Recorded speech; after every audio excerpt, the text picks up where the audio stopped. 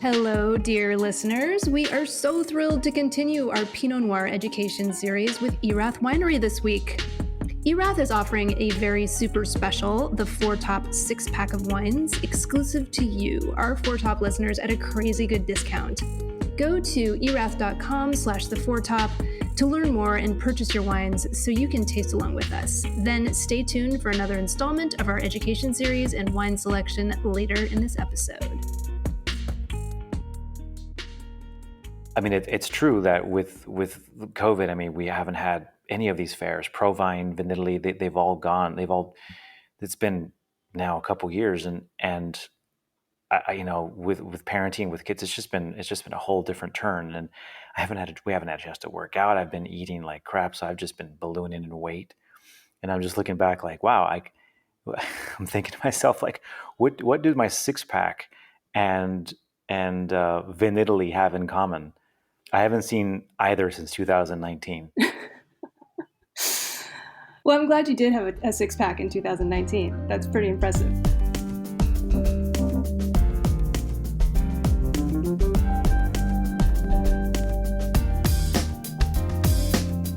Hello and welcome to the Four Top. It's a roundtable discussion of today's hot button topics in the wine and food world. I'm your host, Catherine Cole, joined by co-host Martin Reyes, a master of wine, international wine consultant, winemaker, importer, and educator. Hello, Martin.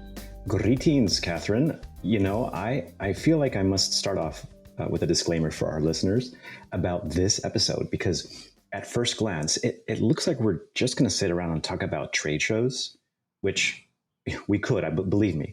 And yes, we're going to talk about the weird world of big wine events and what's important about them. But we will also discuss how these large events affect everyone in the world who drinks wine.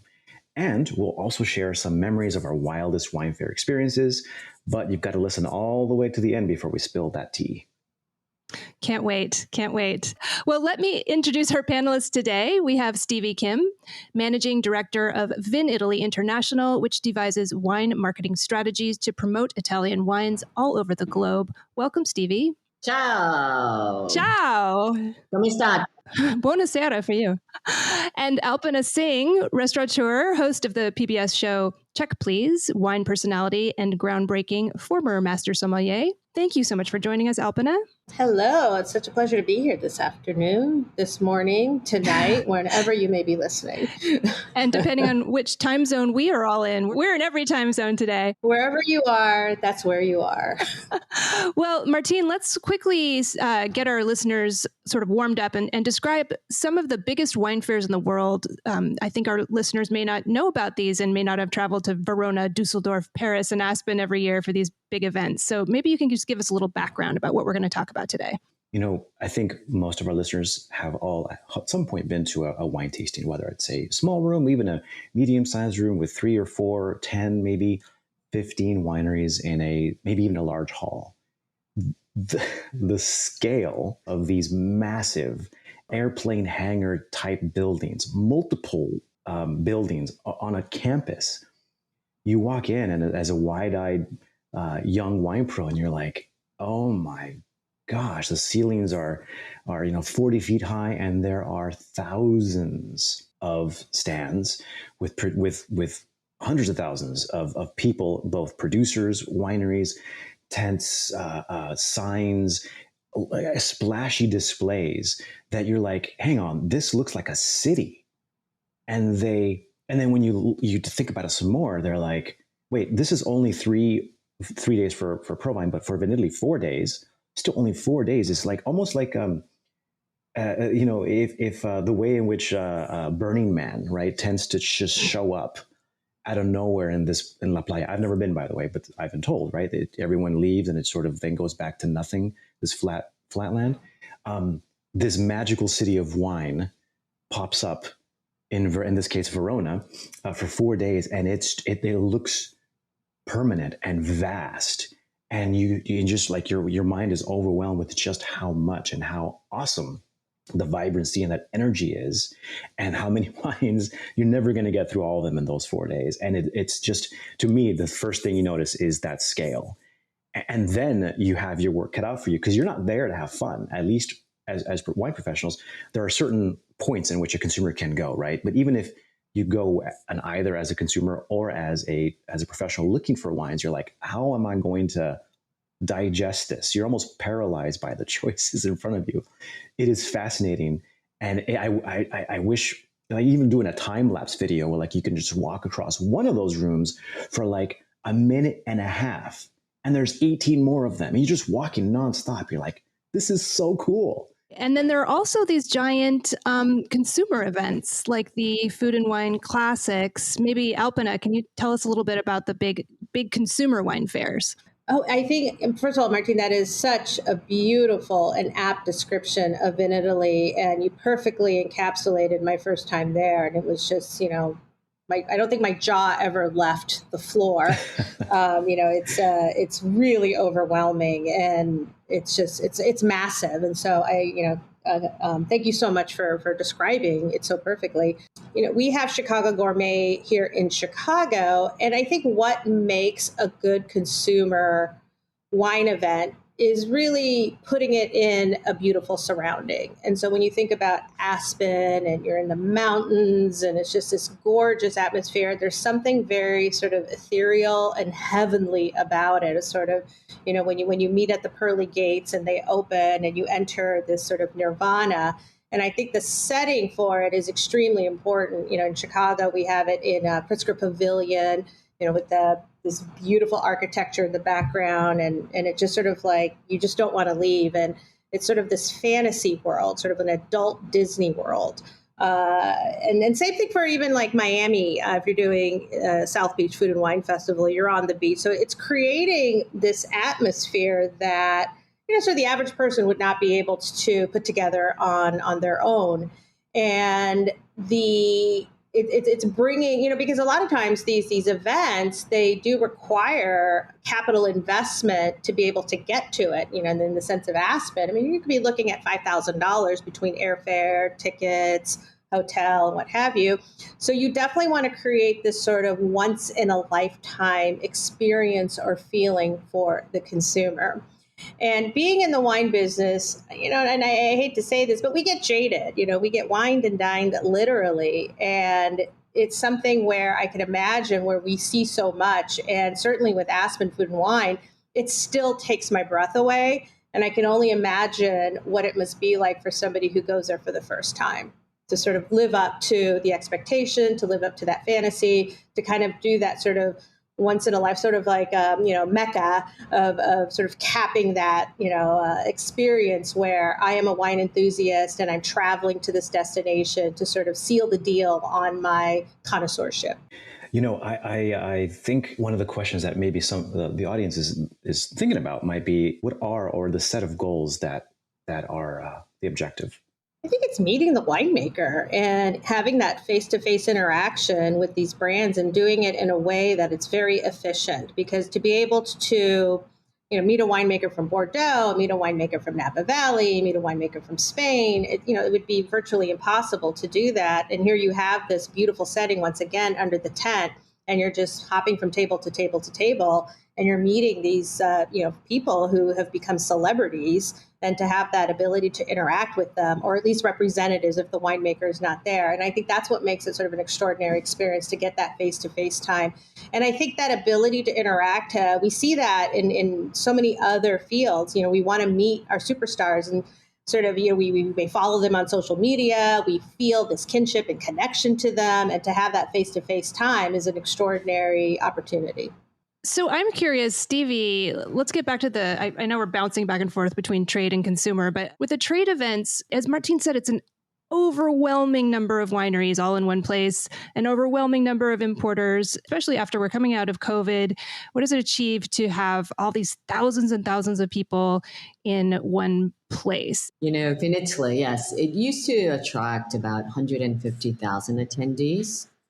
And wow. That's not including, of course, the exhibitors, which are, they're quite substantial in themselves.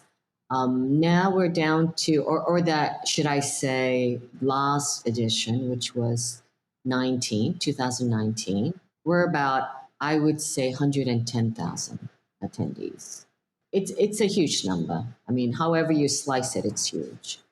Now, Vinitaly, I spoke to Martin before. We participated in a panel before, and I said Vinitaly is actually very particular because there are the Italians, both in terms of course, attendees, but exhibitors, the producers themselves, and there is a sense of this what I love to call the chaotic charm to it, right? So, and and that exactly exemplifies the Italian wine and the Italian wine events.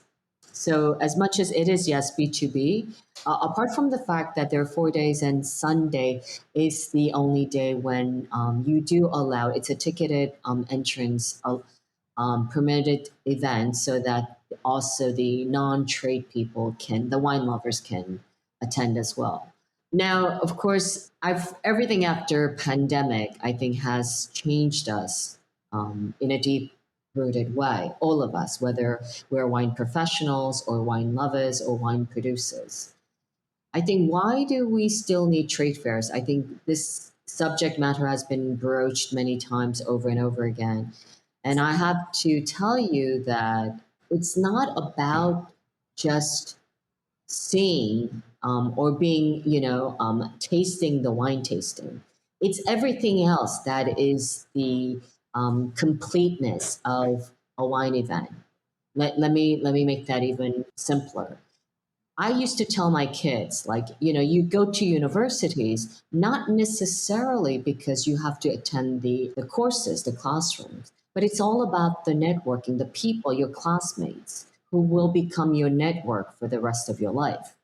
So I think that is very, very similar to attending a wine event. It's not just matter of tasting the wines, but it's what you do afterwards. You meet in the city of Verona, which is like an offsite event in itself, because Vinitaly, the city, the Verona where it takes place, it's just a lovely offsite event. The entire city transforms itself into an event in itself. It's like an event outside of the fairgrounds. And that's where you meet and you share a glass of wine. Maybe not necessarily make sales, right? You don't have any transactional business element to it, but I think there's a great deal of friendship and bonding that takes place, sharing a glass of wine or a meal, and I think that's still very, very important.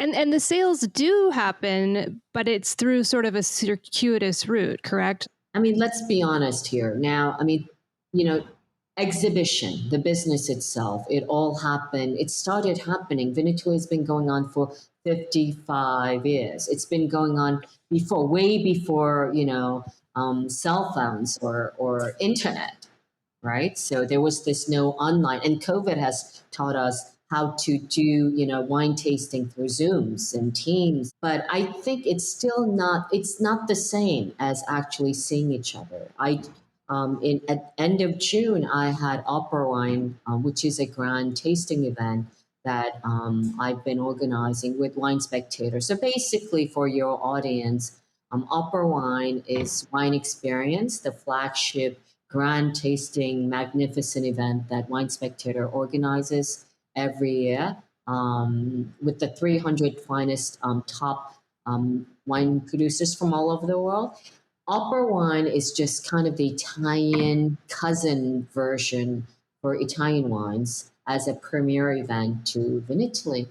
And 2020, we did a digital version, and 2021, we postponed it till June, end of June, and it actually was the first global grand tasting event. And we had 186 Italian wine producers. And I don't know if you know the way Spectator works, is that they require that principals or the chief winemakers attend. So it was an incredible event. It was incredibly emotional because even the producers themselves, they had not seen each other in like an year and a half. We were like all in tears. Of course, people who were able to travel were mostly from stateside, believe it or not, because Canada was off limits Asia was off limits. South America was off limits, and paradoxically, UK at the last minute was off limits. So, because of the new strain of the COVID virus, Delta, it didn't allow the English, the UK, the British to travel to Verona. But it was a magnificent event simply for the fact that we were able to see each other, have a glass of wine, social distancing, but actually we had the mask on, but we hugged each other a lot, because we were just so emotionally moved and we couldn't contain ourselves. It was just, the human touch is still very, very important. It's not just about drinking wine. Mm-hmm. It's interesting. What I'm hearing from both of you, Stevie and Alpana, is there are two main ingredients that make the magic at these events, whether they're for the trade or the consumer. And I heard this from you as well, Martine. One, pageantry. It's a beautiful place, and maybe we can get into a little bit more, Stevie. Vinitaly, it's not like you just have a booth. Some of these wineries have a townhouse or a castle or a villa that has been constructed within this giant space. So there's pageantry, there's beauty, but then also just human interaction. These winemakers are rock stars. If you follow wine the way some people follow sports, it's like you're meeting the Michael Jordans of wine. They're right there and they can talk to you. And then just the camaraderie between those in the trade that really can't be replicated over a screen. So I just finished this book by Cal Newport called The End of Email. And he said that sometimes with this overly digitized Slack, Zoom, email, CC, right, you lose that ability, just like you say, connect face to face. And I think it's particularly important in an old world profession such as wine. Particularly if you're an importer and you're going over there, you want to meet the person face to face, particularly, I think, with the winemaker, because, if you look at the way that the deal is structured from the trade level, you're going to send over 500 cases of your wine, and this person has 60 to 90 days to pay for it. You want to look that person in the eye, shake hands with them, and know that this is a trustworthy partner. And then also on the flip side with the importer, you're representing the life's work of this person. And I think it's so extremely important to be able to have that opportunity to look them in the face, meet the family, sense the energy, the vibration, and then carry that ethos and then go into the marketplace and represent this brand as by proxy. And that's something that you can't do over Zoom or email or, even just a phone call. I think it's extremely important to have that FaceTime. Alpana, you bring up something that I think is hopefully, to me anyways, is fascinating, and hopefully to our listeners it is too, which is the raw functionality of what these events do that affect their experience in a wine store or in a restaurant. There are inherently deep inefficiencies around building and getting to know wineries all over the world as either a sommelier or as a retailer or as an importer, as a distributor, right, as a supplier. And, you can burn a lot of gas and train rides and everywhere to go and find them, right? And the consumer, what we see is on a wine list, we see a collection of wines that are vast from all over the geography. If we're talking about Italy here in particular, there's 20 regions in Italy. There's no other country that has the same heartbeat. I think more so than France. Every region, every geographical and governmental region has hundreds and sometimes thousands of wineries.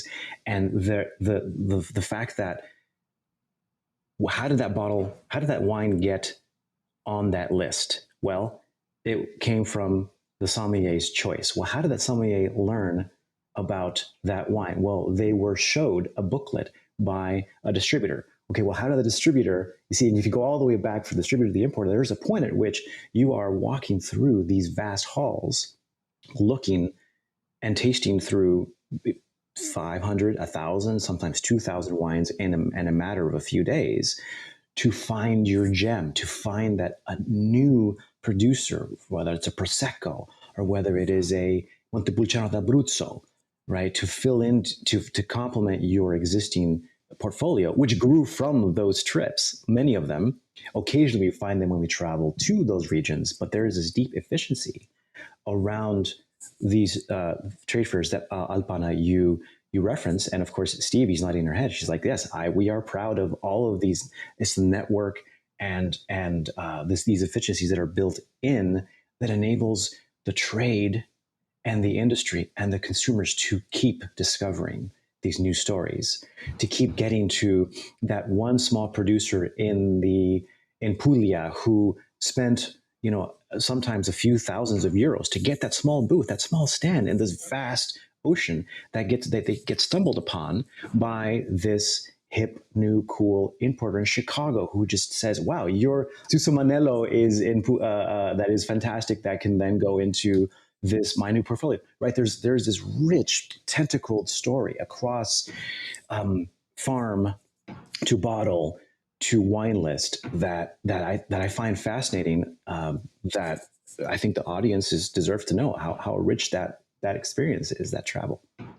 And Martin, to emphasize that point that you just made, I think that wine fairs do present this opportunity for equality, in the sense that I do recall when you go through the different airport hangars, because there's the size of airport hangars at Vinitaly, and these tremendous, elaborate booths that are in Tuscany, these bi-level booths where you can go upstairs and taste wine.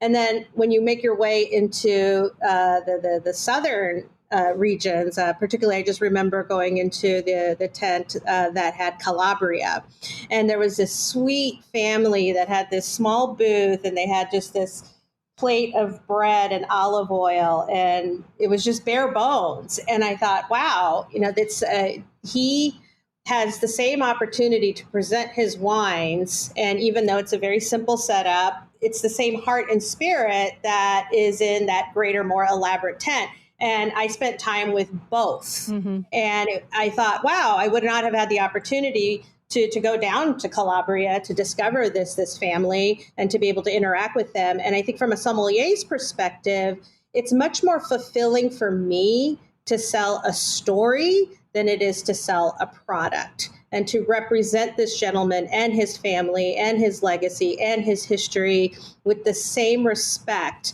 and intensity and passion that I would sell, the wine that I discovered in that double-decker, little chateau that was built from the producer in Tuscany.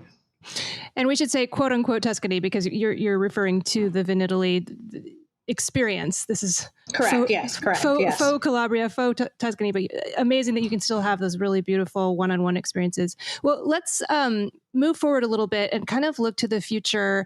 And Stevie, I'm so excited you're with us, because what you've done, we haven't mentioned there are wine trade shows and consumer events all over the world, but what you've done with Vinitaly has really been cutting edge. So as we move forward, and we kind of have to accept that we are becoming a more digital world. You were mentioning the difficulties with getting people being able to travel during COVID. What are some ways in which you have modernized the Vinitaly lineup of offerings and education and marketing offerings? I'm pretty new. Actually, when I first met Alpana, I don't know if you recall, I was at the very beginning of my Vinitaly career. I knew nothing about wine. Alpana was an awardee as a Vinitaly ambassador. Do you recall that? I don't know. Yes, with the Taub family. Yes, from Palm Bay. Correct. Yes, I do recall that. Yes, and that was at the very, very beginning. Oh wow! With Vinitaly, and I hadn't a clue about wine. I drank it all. That just made me an alcoholic. I had no idea what was going on. But I do recall that, having an ambassador like Alpana, it just, something kind of clicked. It was very, very important. So I came from another field, and I was organizing master's program for doctors and psychologists in cognitive behavioral therapy. It was a master's program which I had started. And I said, why don't I do this for wine people? So I started this thing called Vinitaly International Academy, because I looked at the program, whether it's Master of Wine, Court of Somm, and as well as Diploma, WSET Diploma Crown. If you look at the Italian curriculum, there was just a sliver, of representation in the entire curriculum. So I said, we need a deep dive kind of program because Italy is very, very difficult. Like Martin was mentioning Susimanello, but how many people actually know that, right? So I started the program to create ambassadors like Alpana, but in a very structured way. So to make a very long story short, it was focused on native grapes of Italy, but now it has evolved into also international grapes, Italian wine in general. About 850 candidates have gone through the program, including Masters of Somm and Masters of Wines. They were students, and the pass rate initially is only about 25%, so it's fairly rigorous. But we were able to create this community, and let me tell you, this is if one thing I'm really, really proud of during my Vinitaly career, it's exactly that. So we have about, just a bit shy of 900 ambassadors all over the world, and they are the true representation of Italian wine in their own local territory. So, Stevie, how are you moving Vinitaly forward in the digital space? So, I have kind of a mixed feeling about this whole digital space and digital advancement. I think everything has a place and time. Timing is key. I recall in the very beginning, I created this thing called the Vinitaly Interactive, which was a wine tasting in each booth. It was in Hong Kong, it was in New York and Russia. And I'm talking about 8-9 years ago, very beginning. What I did was I installed an iPad in each booth of tasting, and the producers were serving the wine, and then the attendees would rate the wines directly into the iPad. And then the attendees would get all of their tasting notes. I mean, how great is that, right? And the producers would get who tasted what. I would give both what producer needed and what attendees needed. Very cool. But what happened is that even now, what happens during a grand tasting, typically, right?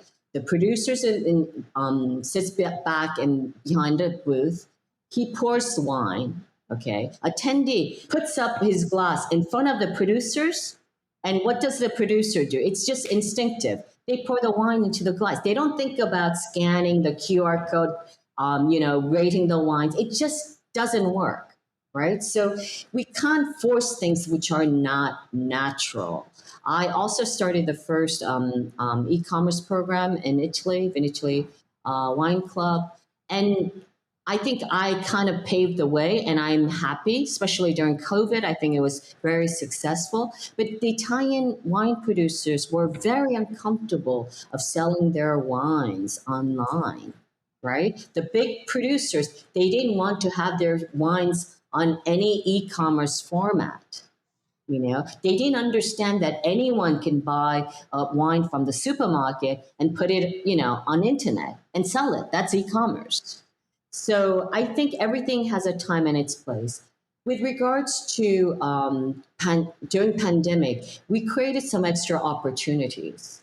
So we did a lot of this B2B matching as well as presentation of the wine online. And this allowed for the producers to present their wines to the trade all year round. And this is a continuation of the Vinitaly catalog, if you will. We're fine-tuning that now. And I think this is a great opportunity for those especially who can't travel physically to Vinitaly or to meet a producer in particular. Even social media, right? Because people say, I really, really hate it when people say social media is free. It's not free because someone has to actually do it. Someone has to make the post, the strategy, the program, the post. So I think you have to contextualize everything into that digital space. You have to be ready. You have to find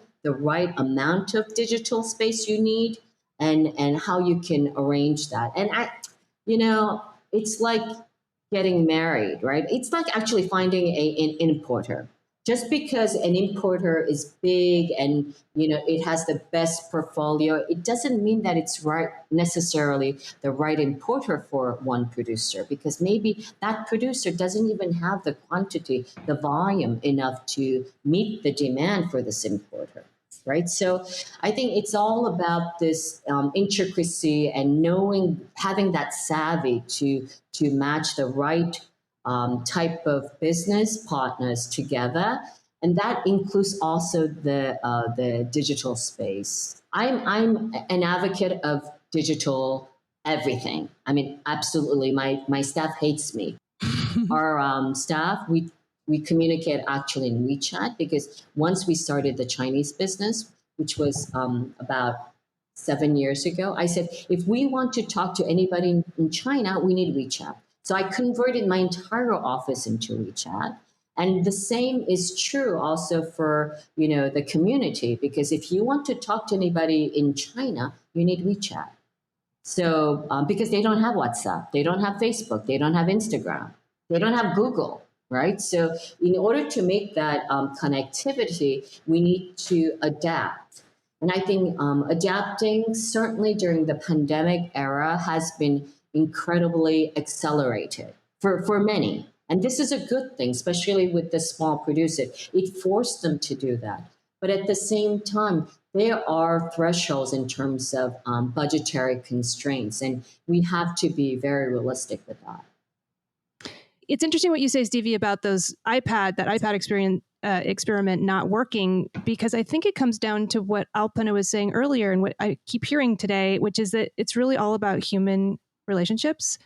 And so it sounds like you're finding ways to use the digital space to strengthen just personal relationships and allow people to continue to just consume wine in the way they have consumed wine for tens of thousands of years, or at least 10,000 years, which is just together in person, tasting, enjoying, being human beings, and then finding a way for the digital space to assist the wine trade, implement the wine trade, but not replace those human interactions that really create the wine trade as we know it. I think if I just might add, any kind of digital aspect, digital alignment has to be there has to be a value add. Right? If it doesn't add value, you can't just do it for digital sake, quote unquote, right? Yeah. It has to bring value. Does it add something? Okay, then you should try to implement that. Otherwise, and it has to be a tool for the producers or the wine lovers or the trade. If it doesn't add value, forget about it. Yeah, it's too much. Yeah. Well, that might be a good spot to take a quick break and hear from our sponsor.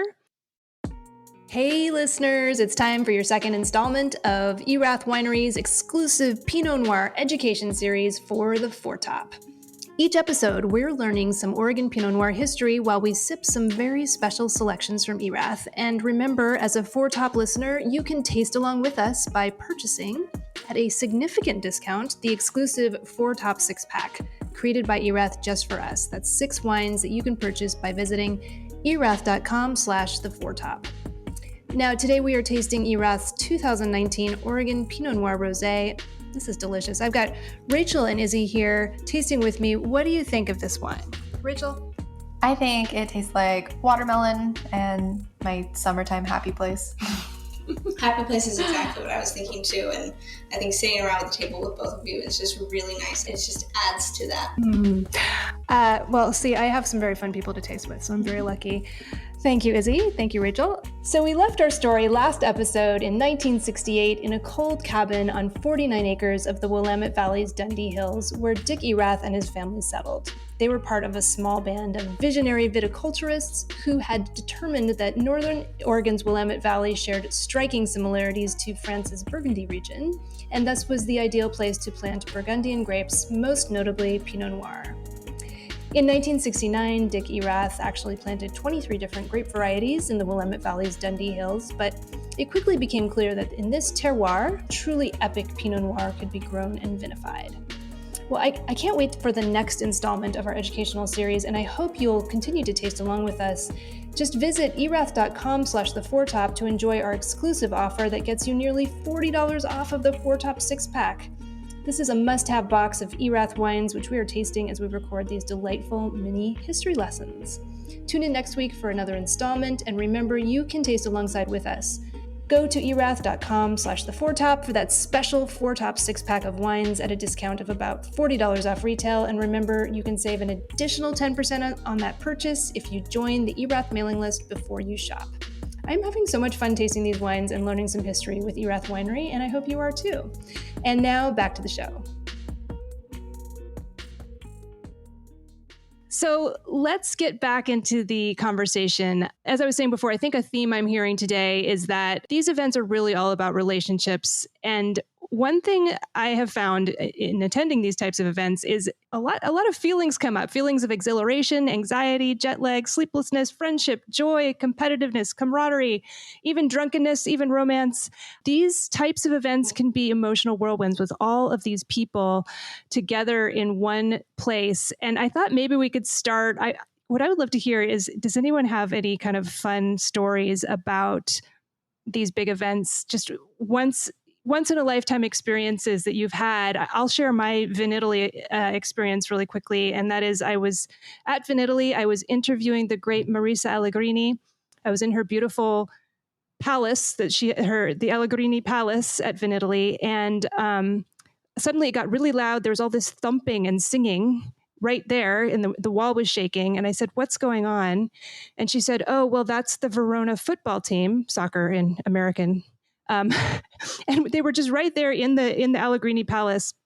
I think the team is called the Hellas, and they were singing their soccer anthem. And it was 20 of the most gorgeous young men I've seen in my life, just sitting around pounding back wine and singing this Italian soccer song. And then all these old gentlemen kind of filed in and started singing with them. And it was just, I thought, there is nowhere else that something like this could happen.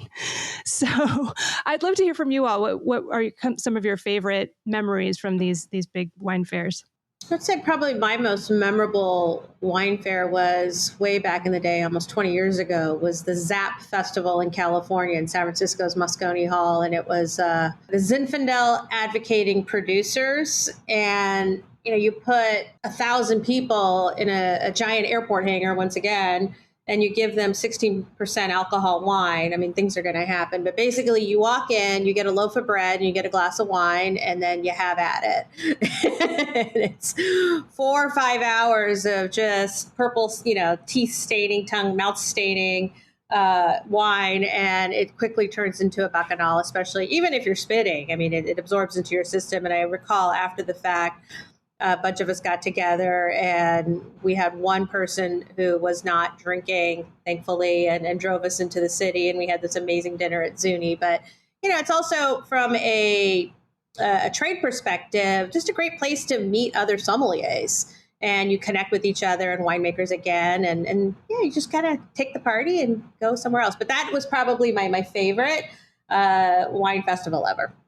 Man, I feel like I got my priorities all wrong, because I tend to have only gone to trade events, and it's I've got myself overly scheduled hours, with my crew back in the day when I was a formal buyer, and I don't have any of those stories. I have stories of missing lunches, missing appointments, literally running from one hall to the other, trying to eat a schnitzel in Dusseldorf between two appointments to get to my next one, and then or missing a train because it was just packed like sardines in the morning.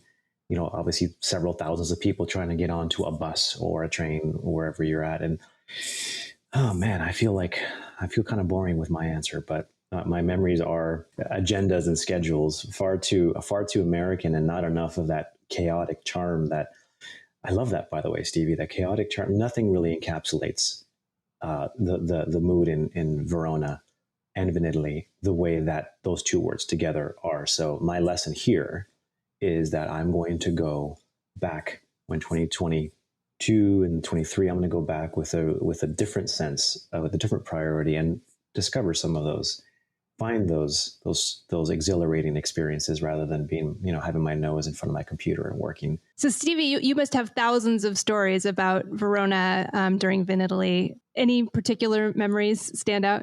Oh, I have so many. I don't even know where to start. But I will tell you one thing during the very beginning of my career, because those kind of seem to have a stronger imprinting, if you will. Is actually when I was in not Provine, but the day before Provine, they organized. My friend Felicity Cotter, one of the smartest women I know, and Robert Joseph, an incredible veteran who I work with also for Five Star Wines, which is a wine competition. They invited me to speak at the wine conference, and it was about social media. And I was up on stage with a bunch of Germans, and they were honoring Angelo Gaia at the time. He and I were the only, I think, Italians in the room at the time. And I said something like, "Oh, I see Angelo. For example, he doesn't even have a website, right?" And I pointed to him, and then he yelled back. He said, "Well, that's because I want to be the last one to have, have the website." And then I screamed back, "Angelo, you are already the last one." and this was like, I don't know, it was like 10 years ago. So, and he still doesn't, of course, have a website. So I think that kind of exemplifies the greatness of, Italian wine history in a way, a winemaker, wine producer, wine personality. It's almost binary in a way, right? Which is what it represents in terms of digital space. But at the same time, it's not that black and white. It's mostly gray. So that's what I love about Italian wine and Italian wine personalities. Well, that's a beautiful note to end the conversation on. I think it's time to move on to our dessert wine course, where we each go around and share something wonderful we've been enjoying this week, whether it's just the wine you've been drinking this week, or maybe it's something you've been cooking. Thinking about Vinitaly and Verona has gotten me in a Northern Italian frame of mind, and it reminded me of a novel I read a few months ago, so I'm not going to remember all the details perfectly, but it was a historical World War II novel, but it was based on true facts on the actual experiences of an amazing human being named Pino Lella. And as a mere teenager, Pino was guiding Jews over the Dolomites through the snow and ice to safety in Switzerland. And after that, if that was not enough, he then became a spy, and he was high up in the Third Reich, or he was assisting someone very high up in the Third Reich, and was a huge war hero. And he was just kind of thrown into this circumstance. He was just this young Northern Italian teenager.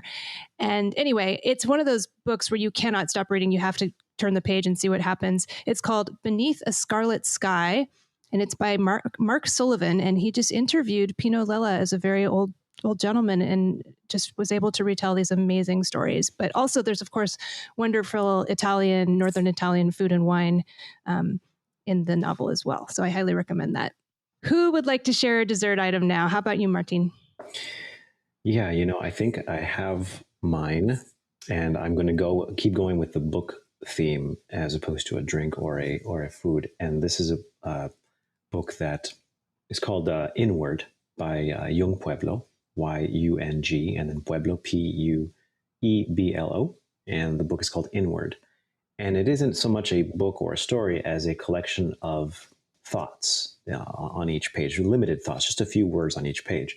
And this touched one of my friends, Ashley Hausman, so much when she read it that she says, Martin, you have to have this book. You have to read it. As a matter of fact, I'm going to send it to you because it was that impactful to me. And she did. So I'm looking at sending this to somebody next who really needs it, and I will.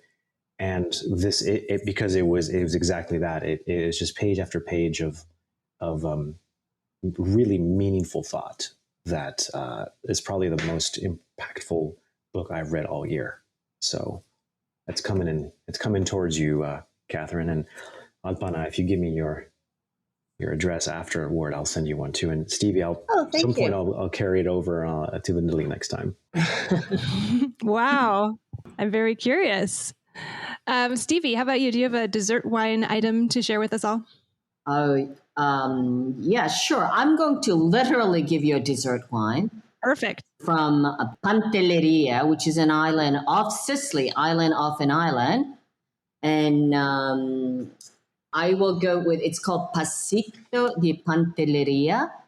It's a sweet wine, and it comes from this, the grape variety is Zibibo, and that is actually it's Italian word for Muscat of Alexandria. I'm sure Alpana has tried, and I know Donna Fugata, for example, is very popular stateside, and it's absolutely a must because it's intense, it's aromatic, but at the same time, the acidity is pretty high, and it comes from this amazingly, it's called, of course, heroic viticulture, because it's a tiny, tiny island, incredibly windy, and it's a small, bush vines, tiny, tiny bush vines, and it makes absolutely an exquisite dessert wine. And if you haven't been, you must all absolutely go there. If you want, I'll take you all there. Done. Let's go. I'm ready. That sounds amazing. Thank you. How about you, Alpana? All right. So for me, it's a podcast, and I'm addicted to podcasts, and I can talk all day about podcasts. But the one that I have been sort of binge listening to is called Imagine Life. It's a Wondery podcast. And what they do is they take the story of a famous person, and they tell you the story, but you don't find out until the end who it is.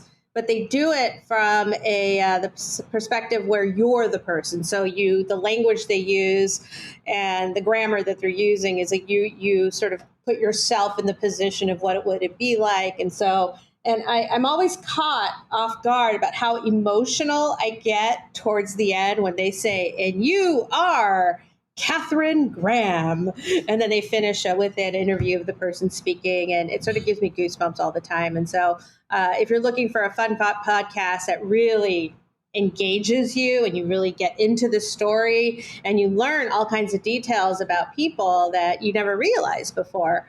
There was one about Michael J. Fox, and I just never knew all this stuff about him. And for some reason, the way that they tell it, you remember, you tend, because you put yourself in that situation, and you tend to remember the details more so.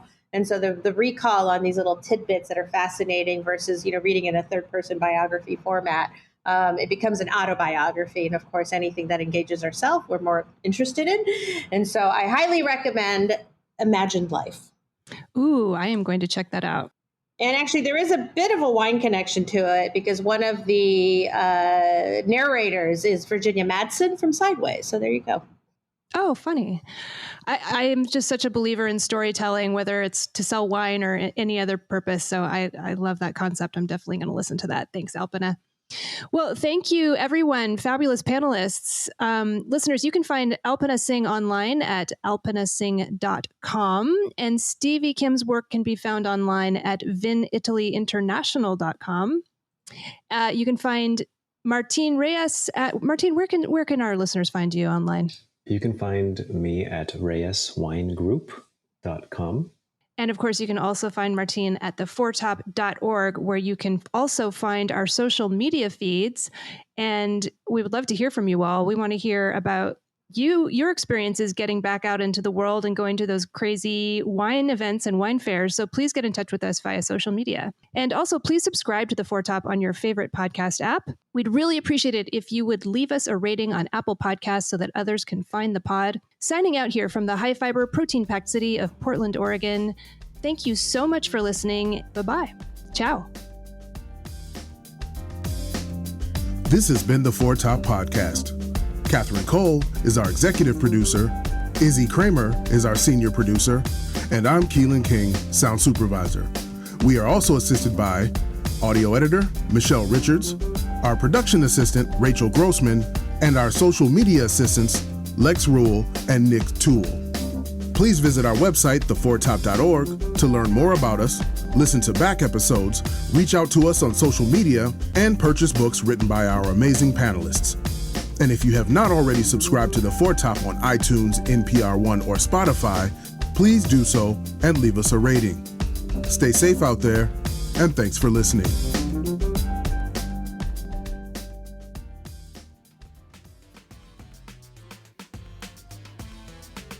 Oh, wait a minute. Are you still there? Oh, well, if you're still listening, then I need to tell you something. I need to tell you about the fabulous swag over at sparklingwineanytime.com.